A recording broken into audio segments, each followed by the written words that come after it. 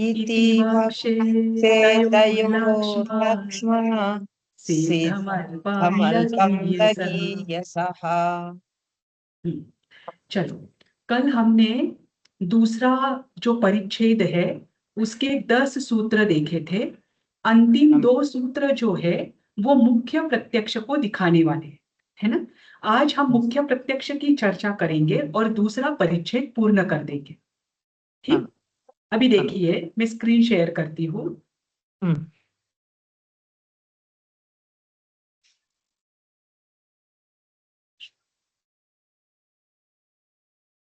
हाँ,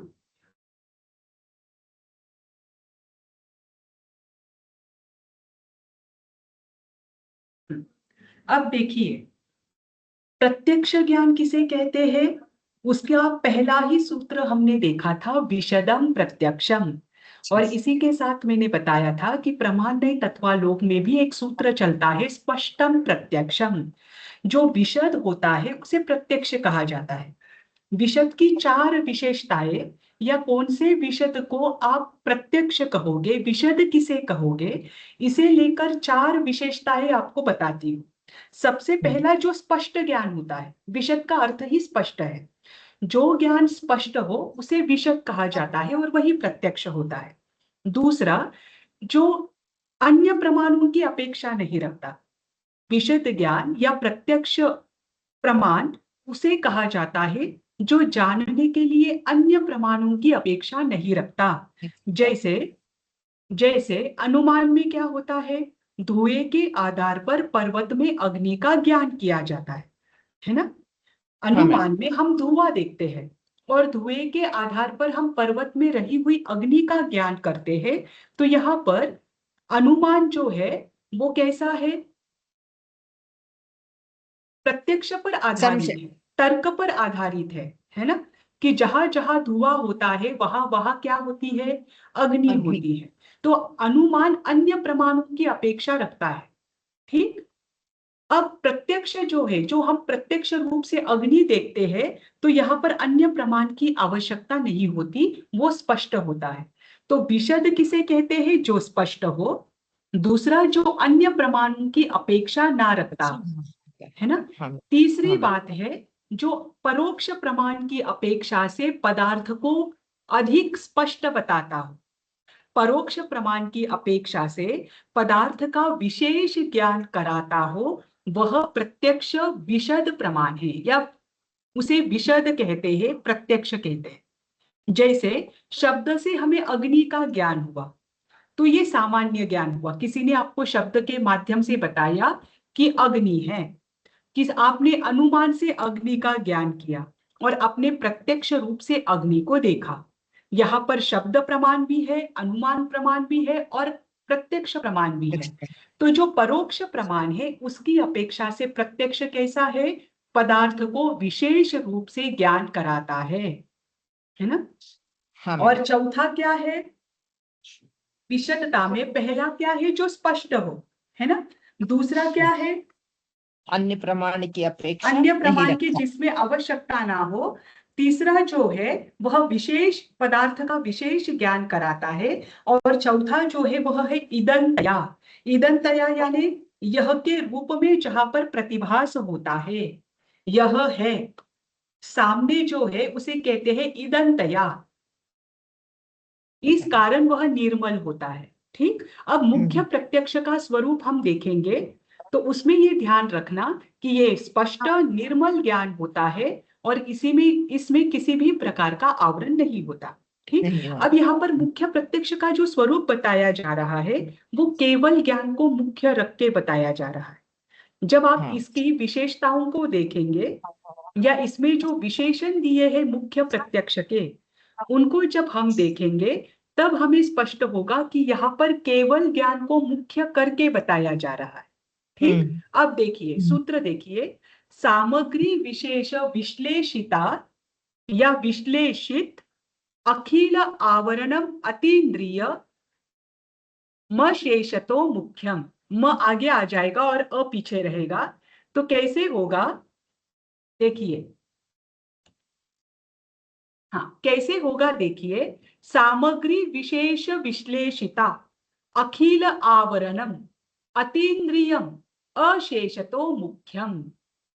अब यहां पर क्या क्या बताया है देखिए, सामग्री विशेष विश्लेषिता, सामग्री किसे कहते हैं, तो जो द्रव्य क्षेत्र काल भाव रूप हो उसे सामग्री कहते हैं।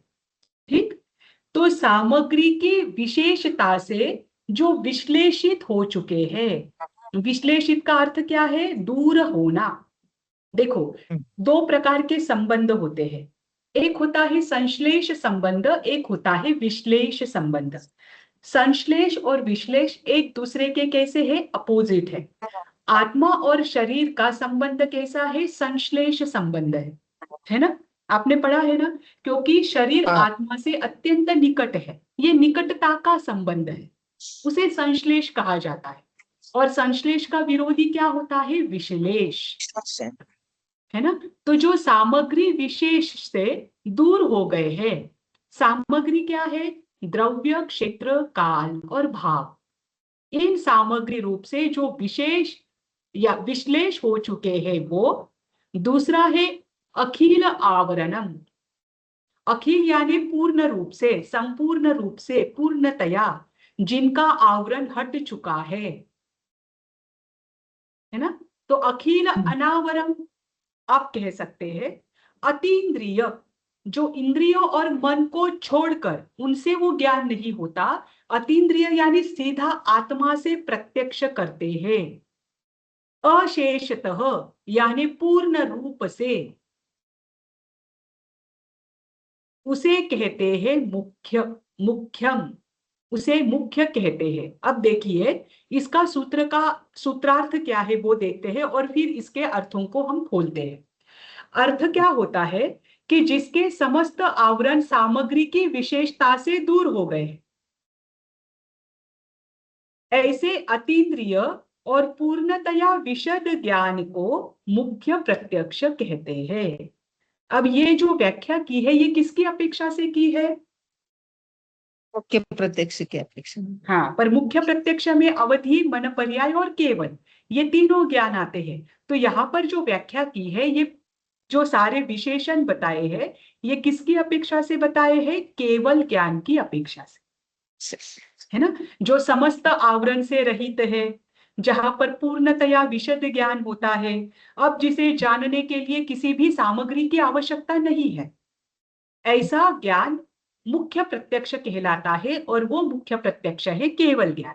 केवल। ठीक ठीक, अब देखिए, द्रव्य क्षेत्र काल भाव रूप सामग्री, देखिए, हम जैसे विद्यार्थी हैं, हमें ज्ञान प्राप्त करने के लिए द्रव्य क्षेत्र काल भाव रूपी सामग्री की आवश्यकता होती है। जैसे एग्जाम्पल समझिए, हम सब विद्यार्थी हैं, हम सब अध्ययन कर रहे हैं, जैन लॉजिक मैं भी पढ़ रही हूँ, जैन लॉजिक आप भी पढ़ रहे हो।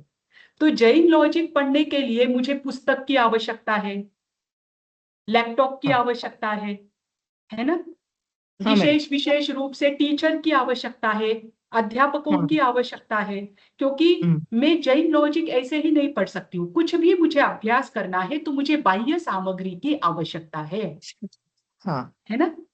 ये हाँ मैडम। हुआ द्रव्य के रूप से, है ना। क्षेत्र के रूप से समझिए, जैसे मैं भारत में बैठी हूँ और मुझे देखना है कि अमेरिका और ईरान में युद्ध चल रहा है, तो अमेरिका और ईरान का युद्ध जानने के लिए मुझे क्या करना पड़ेगा, वहां का जो अध्ययन है या वहां क्या परिस्थिति है उसे देखने के लिए मुझे एक तो न्यूज चैनल लगाना पड़ेगा, उस हाँ। न्यूज चैनल के माध्यम से मुझे ज्ञान होगा, या फिर मुझे वहां पर अगर कोई मेरा सगा संबंधी है तो उनको वीडियो कॉल करना पड़ेगा। मतलब यहाँ पर भी मुझे क्या है, जो क्षेत्रांतर में जो कुछ ना कुछ घटना घट रही है उसके लिए भी मुझे क्या है, बाह्य सामग्री की अपेक्षा है। काल के रूप में, जैसे मुझे जानना है कि आज इंडिया मैच जीतेगा या नहीं, तो मैं ये जानना जो है ये कब हो सकता है, जब मैच हो जाएगा तभी मुझे पता चलेगा इंडिया जीता या नहीं। जब तक मैच नहीं होगा तब तक मुझे इसका ज्ञान होगा क्या इंडिया जीता है। तो समय के बाद ही क्या हो सकता है, मुझे उस घटना के बारे में ज्ञान हो सकता है। और भाव का अर्थ है मन रूपी अध्यवसाय, जहां मानसिक अवस्था के रूप में आप देख सकते हो कि जब मेरा मन है, या मन के माध्यम से मैं क्या कर सकती हूँ, स्पष्ट रूप से जान सकती हूँ। जैसे एग्जाम्पल समझिए, हम सब क्लास में बैठे हैं लेकिन हमारा मन अभी कहीं और है, फिर उस समय जो ज्ञान हो रहा है उसका भी हमें क्या नहीं होता है, जो जैसे मालूम पढ़ाया नहीं जा रहा होता। है उसका ज्ञान नहीं होता। यहाँ पर मानसिक रूप से भाव क्या करता है, कार्य करता है। अब जो केवल ज्ञानी है, केवल ज्ञानी को समझिए, उनको ज्ञान होने के लिए, विशद ज्ञान के लिए द्रव्य, क्षेत्र, काल, भाव, इन चारों रूप सामग्रियों की आवश्यकता नहीं है। ना उन्हें द्रव्य की अपेक्षा है, ना क्षेत्र की है, ना काल की है, ना भाव की है। जैसे इंडिया मैच जीता या नहीं जीता, या जीतेगा या नहीं जीतेगा, इसका एग्जैक्ट नॉलेज हमें कब होगा, समय जाने के बाद, मैच होने के बाद, घटना घटने के बाद। लेकिन केवली को ऐसा नहीं है। केवली तो युगपद तीनों, भूत भविष्य वर्तमान, तीनों को जानते हैं, एक समय में ही सभी द्रव्यों के सभी पर्यायों को जानते हैं। इस कारण उन्हें द्रव्य, क्षेत्र, काल, भाव रूप की सामग्री की आवश्यकता नहीं है ना। तो इस कारण जो विशद ज्ञान या मुख्य प्रत्यक्ष किसे कहते हैं, जहां पर सामग्री विशेष से विश्लेषित हो चुके हैं।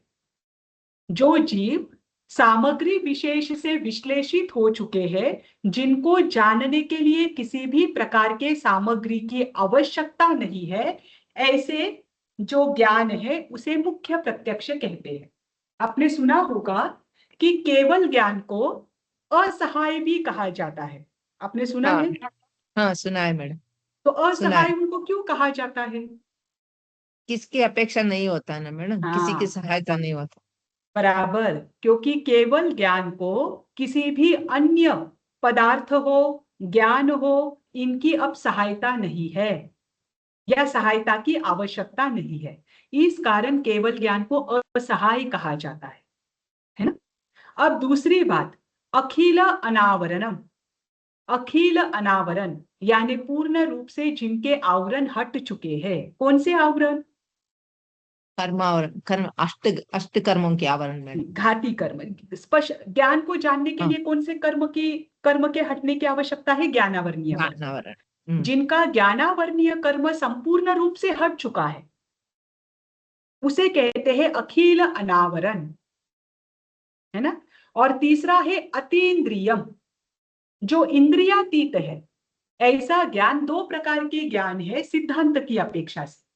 एक ज्ञान जो इंद्रियों और मन की सहायता से होता है, और एक ज्ञान जो सीधा आत्मा से होता है ना।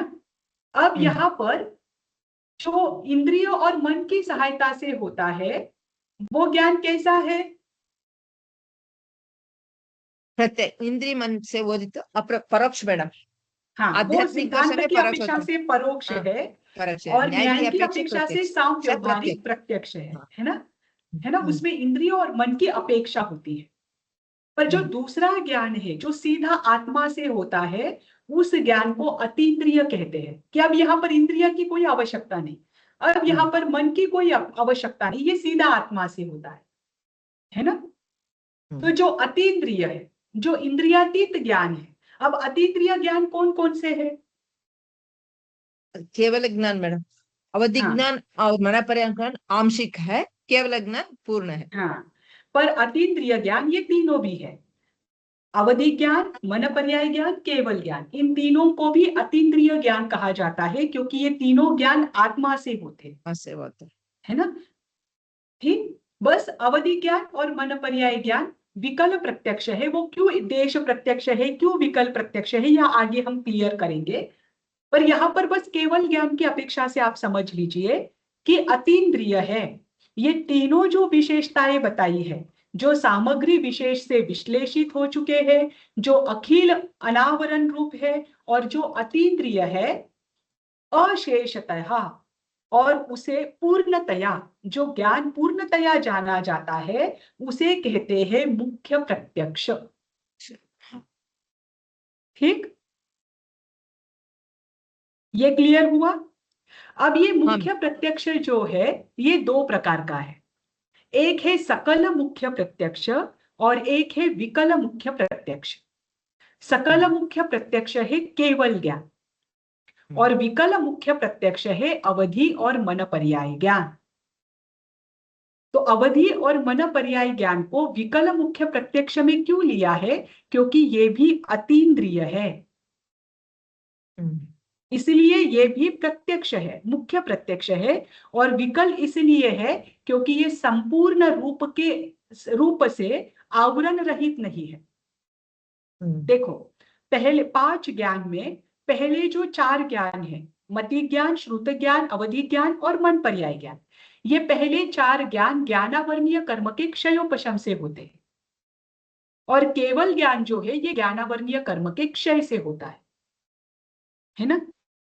इसीलिए पहले 4 ज्ञान जो है ना, उन पर ज्ञानावरणीय कर्म का अभी भी आवरण शेष है ना, ये अभी भी संपूर्ण रूप से अनावरित नहीं हुए, और केवल ज्ञान जो है ये संपूर्ण रूप से अनावरित हो चुका है।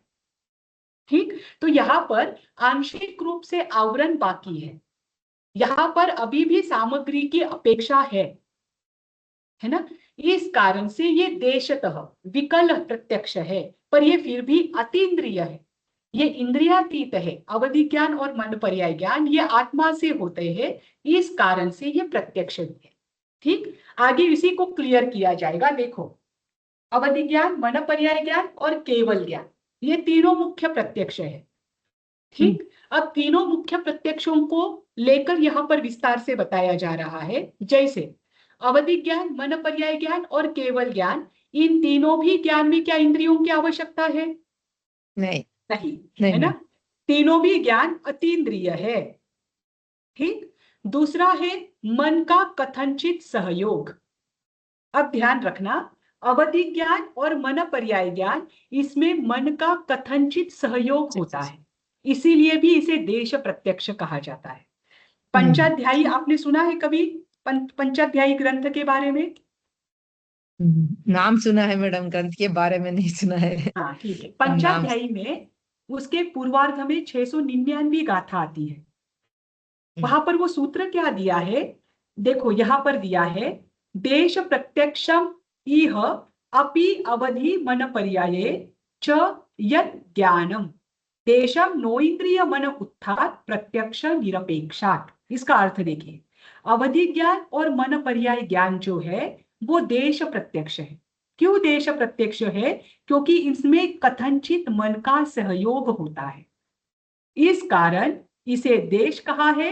लेकिन ये जो इंद्रियातीत है, ये जो जाना जाता है वो आत्मा से जाना जाता है, इस कारण इन्हें प्रत्यक्ष भी कहते हैं।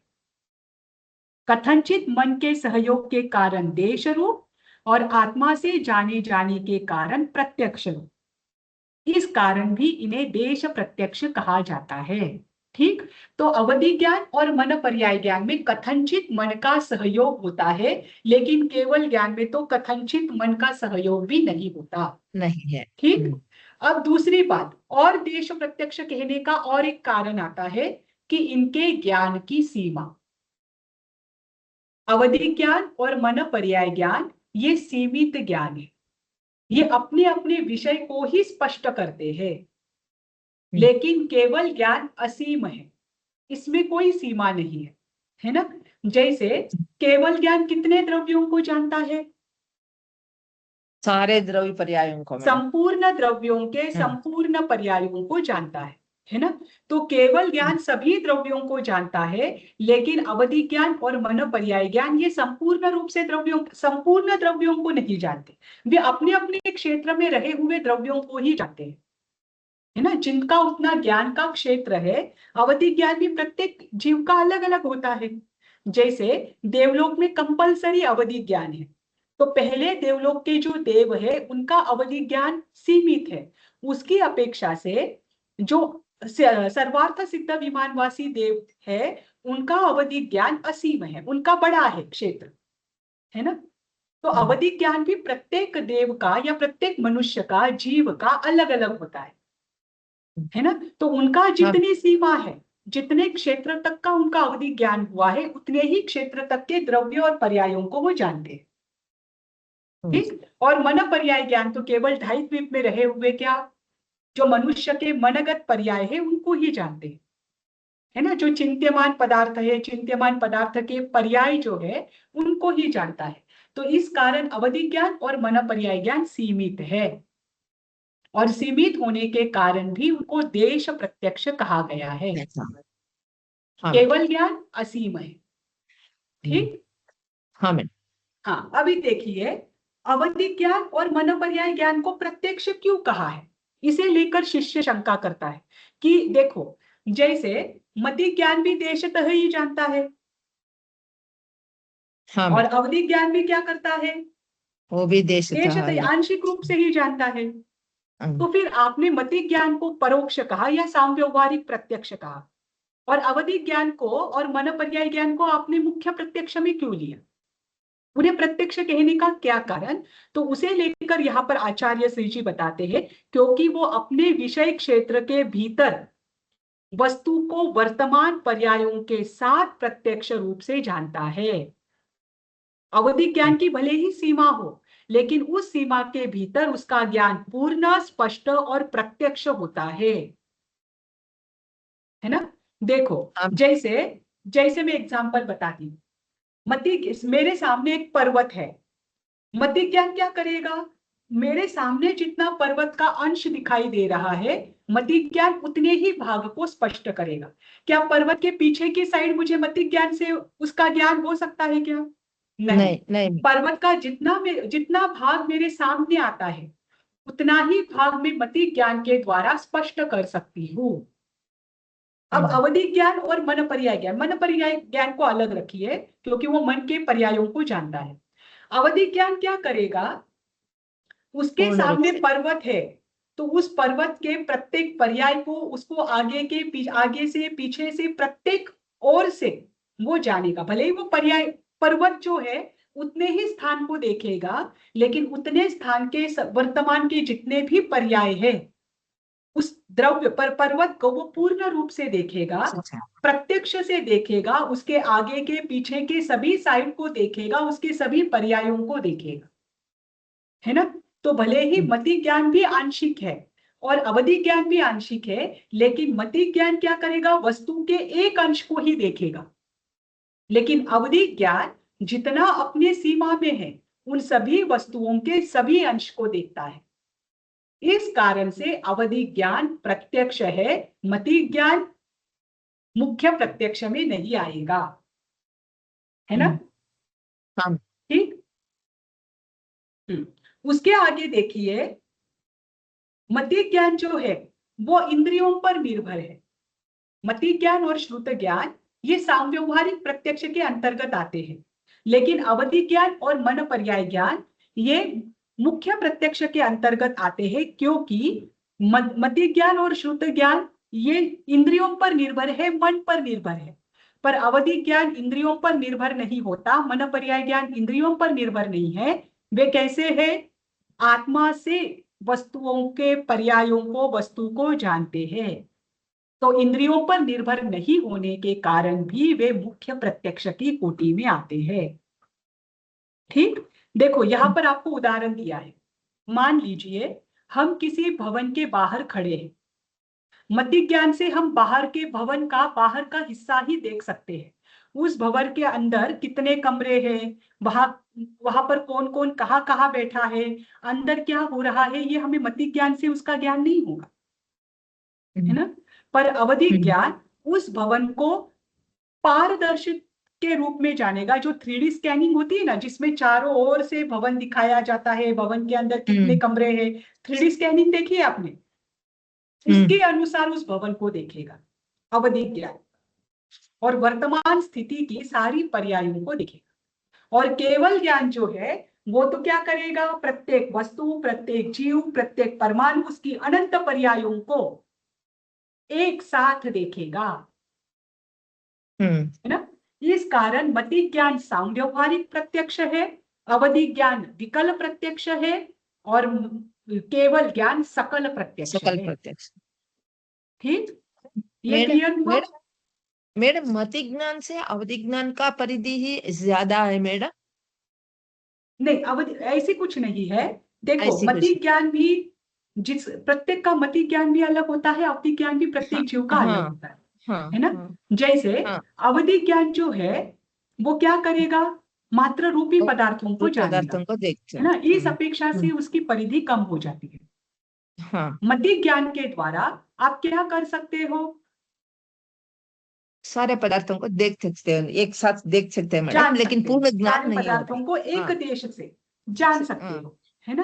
तो हाँ अवधि ज्ञान और मन पर्याय ज्ञान, मति ज्ञान, इन दोनों का क्षेत्र भले ही समान भी रहे, आप समझिए इस चीज हम्म को, इन क्षेत्र हम्म समान भी रहे तब भी अवधि ज्ञान विषय है।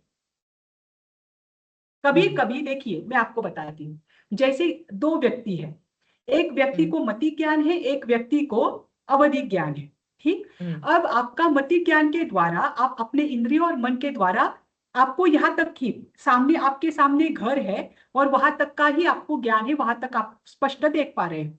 और अवधि ज्ञान वाले को भी वहां तक का ही ज्ञान है, उसका अवधि हम्म ज्ञान इतना सीमित है कि उसके अपने सामने वाले घर जो है वहां तक की ही सारे रूपी पदार्थ दिख रहे हैं, ठीक। अब हम्म मध्य ज्ञान वाला भी उस घर को देख रहा है, सीमा, हम्म दोनों की सीमा सेम है, फिर भी हम्म मध्य ज्ञान वाला भी क्या कर रहा है, उस घर को देख रहा है, लेकिन उसके देखने में क्या है, अगर पूर्ण इंद्रियां ज्ञान स्पष्ट नहीं। है तो देखने में स्पष्टता है, अगर हम्म इंद्रियों में कोई, उसके आंख में खराबी है तो उसे देखने में हम्म अस्पष्टता रहेगी या वो आभास होगा। या फिर अगर हम्म, उसने गॉगल पहना है, नीले कलर का चश्मा पहना है, तो उसके देखने में भी क्या हो जाएगा, वो गलत कलर का। दिखाई देगा, है ना। तो मति ज्ञान देखेगा, आंशिक रूप से देखेगा, घर का सामने का हिस्सा ही देखेगा, लेकिन उसमें भी क्या होगी, और मर्यादा आ सकती है उसके इंद्रियों के कारण। अब अवधि हम्म ज्ञान जो है वो सामने वाले घर को देख रहा है, लेकिन उस सामने वाले घर तक जितने भी रूपी पदार्थ है, रूपी यानी जिसको वर्ण गंध रस स्पर्श है, वो सारे पदार्थ वहां तक के वो देखेगा, उन हम्म सभी पदार्थों के पर्यायों को भी देखेगा। ध्यान रखना, हम्म, परम अवधि ज्ञान में तो परमाणु को देखने तक की क्षमता होती है, ओ क्योंकि परमाणु भी क्या है, रूपी है। हम्म तो जो परम अवधि ज्ञान है वो तो परमाणु तक को भी देख सकता है, हम्म ठीक। तो हम्म अवधि ज्ञान जो है ये क्या करेगा, उतने क्षेत्र तक जितने भी पदार्थ है जो रूपी है, उन सभी हम्म पदार्थों को देखने की क्षमता रखता है, हम्म, ना? हाँ मैम। ठीक। बाकी दोनों भी रूपी पदार्थों को ही जानेगा, और हम्म, केवल ज्ञान तो रूपी अरूपी दोनों पदार्थों को देखता है, वो दोनों तो को सकल देखता है। प्रत्यक्ष है, उसमें कोई सकल। दिक्कत नहीं, हम्म ठीक। अब देखिए, अब अगली जो गाथा दी है, अगला जो सूत्र है, वो सूत्र है कि आवरण के साथ और करण के साथ, यानी इंद्रियों के साथ, करण किसे कहा जाता है, इंद्रियों, है ना। हम्म जो आवरण के साथ हो और जो इंद्रियों के साथ हो, इंद्रियों की सहायता से जो उत्पन्न होता है, जन्य यानी उत्पन्न होना, उसमें प्रतिबंध संभव है। प्रतिबंध यानी रुकावट, कौन से ज्ञान में प्रतिबंध संभव है और कौन से ज्ञान में प्रतिबंध संभव नहीं, उसे लेकर बताया है कि जो ज्ञान आवरण के साथ होता है और जो ज्ञान इंद्रियों और मन की सहायता से होता है, उसमें रुकावट संभव है, हम्म ठीक। देखिए, हम्म सावरणत्वे करणजन्यत्वे च प्रतिबंध संभवात। सा हम्म, आवरणत्वे मतलब, स आवरणत्वे मतलब आवरण के सहित, सही। तो आवरण सहित ज्ञान में, और च यानी और, करण जन्यत्वे, करण किसे कहा जाता है, इंद्रियों को, इंद्रिय। और जन्यत्वे यानी उत्पन्न, उत्पन्न। जो इंद्रिय जनित ज्ञान है, उन दोनों ज्ञान में प्रतिबंध संभवात, प्रतिबंध यानी रुकावट संभव स्वभाव। है ना। जो ज्ञान आवरण सहित होता है, कौन सा आवरण,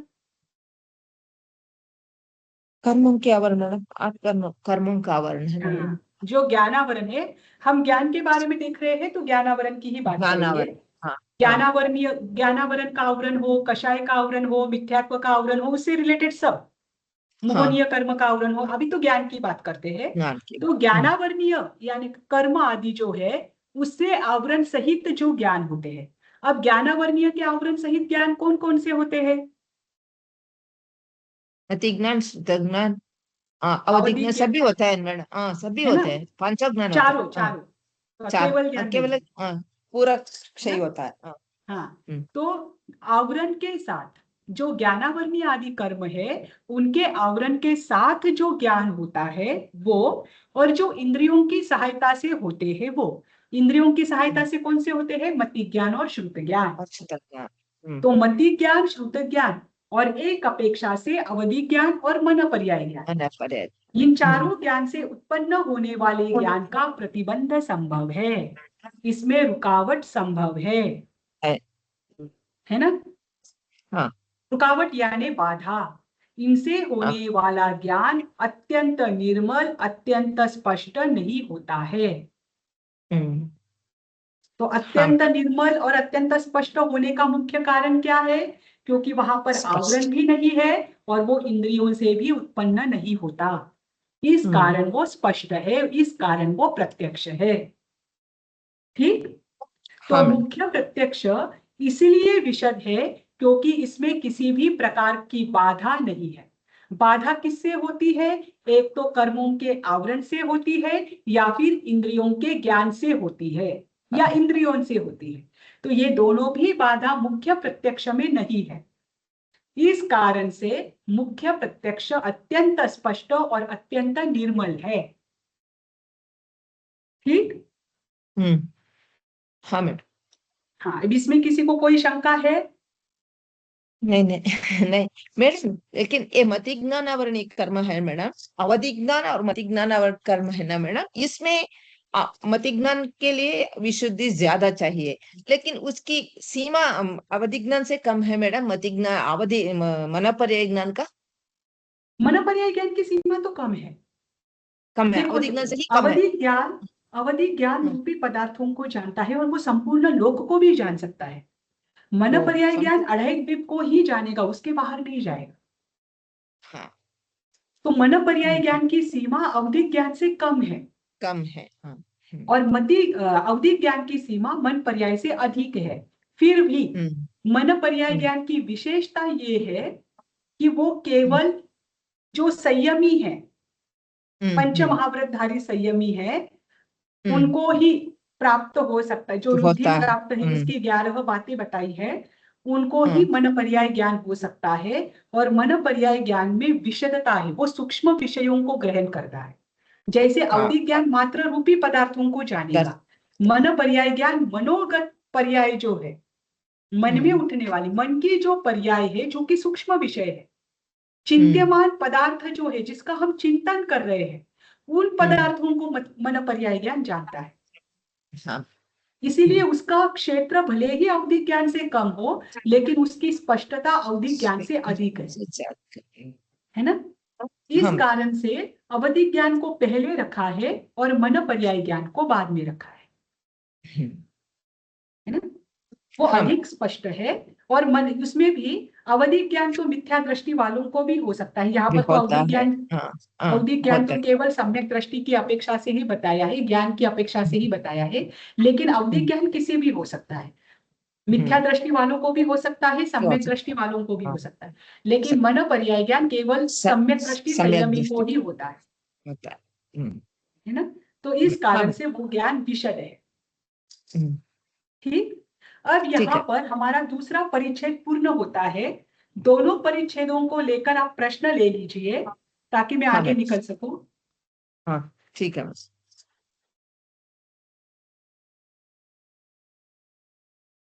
एक मिनट। हाँ। हाँ मैडम। चलिए, पहला जो परिच्छेद है उस हाँ, पर एक ही प्रश्न में दे रही हूं। ठीक है। जैन न्याय के अनुसार प्रमाण की व्याख्या कीजिए। जैन न्याय के अनुसार, मैडम जैन जैन न्याय न्याय के के अनुसार अनुसार अनुसार प्रमाण की प्रमाण। व्याख्या कीजिए, और हाँ, साथ ही यह मूल्यांकन कीजिए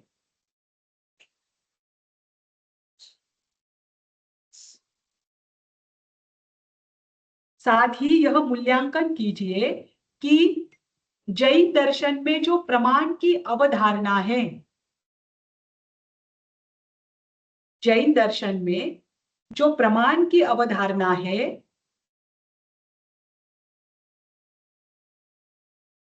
वह किस प्रकार अन्य भारतीय दर्शनों की अपेक्षा, वह किस प्रकार अन्य भारतीय दर्शनों की अपेक्षा अधिक उपयुक्त सिद्ध होती है।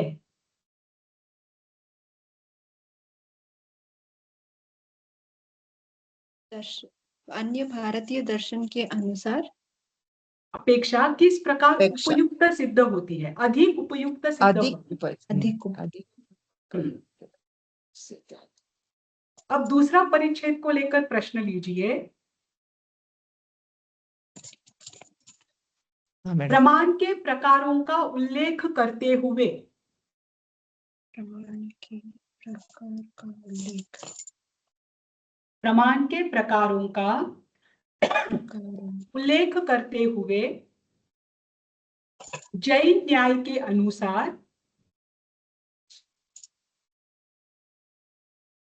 प्रत्यक्ष प्रमाण के भेदों का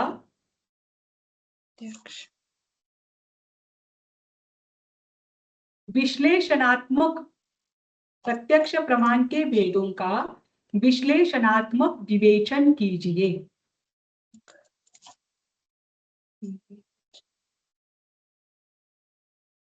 हाँ, हाँ, सारा अब देखिए, सारा पूरा आ जाता है। हाँ, एक ही क्वेश्चन क्योंकि में इससे पूरा आंसर आ जाता है।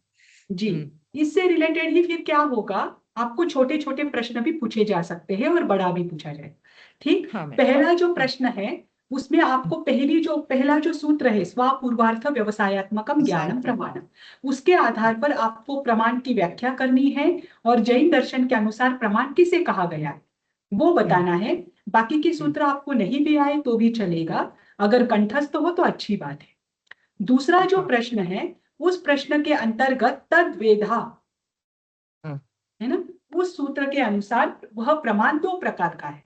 उसमें आप ये भी बताते सकते हैं कि बौद्ध दर्शन, चार्वाक दर्शन एक प्रमाण बताता है, प्रत्यक्ष प्रमाण। बौद्ध दर्शन दो प्रमाण बताते हैं, प्रत्यक्ष अनुमान, है ना। वैशेषिक, न्यायिक, भाट्ट, प्राभाकर, इनके अनुसार एक एक एक आपका बढ़ता जाएगा।